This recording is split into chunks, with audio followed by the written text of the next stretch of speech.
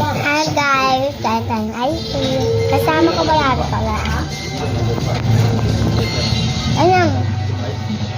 Binilahan niya ako ice cream. After losing their first two assignments, the San Miguel Beermen struck together 9 straight. And if they hold on tonight, that'll make it 10 straight wins. And they will await the winner of the Converge in Everduo. Wala pa? Hap. Wala pa? Mula sa petsang yan, ay kasi na nakatitingin sa pagkatalo.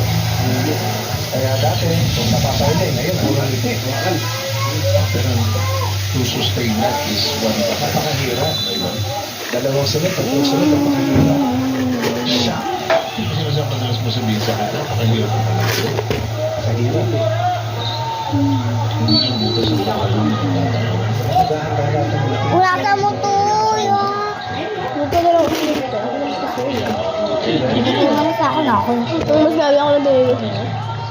Ripples away from a double team. Bit of a forced attempt. Looks like he was isolated. 50 seconds to go.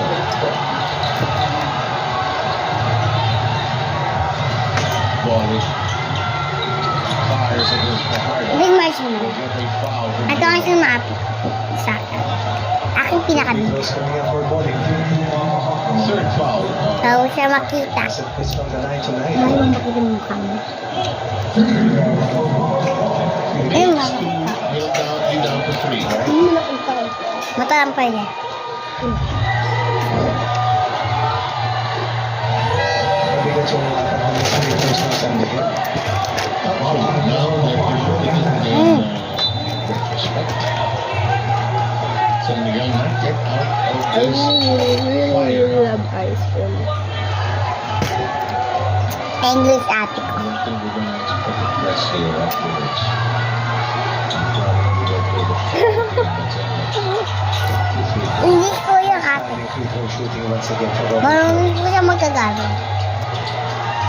Diba? Nearly lost. They get in the Yung process. corn. Guys, can you buy me mochi ice cream? I really want a mochi ice cream but 8. wala na mochi ice cream sa Minot, so I did buy it. We'll go visit the free throw Kaya line. naman ito. Tumang game. Kaya please buy me mochi ice cream.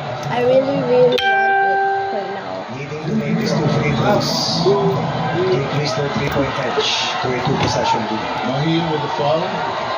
And he has 4.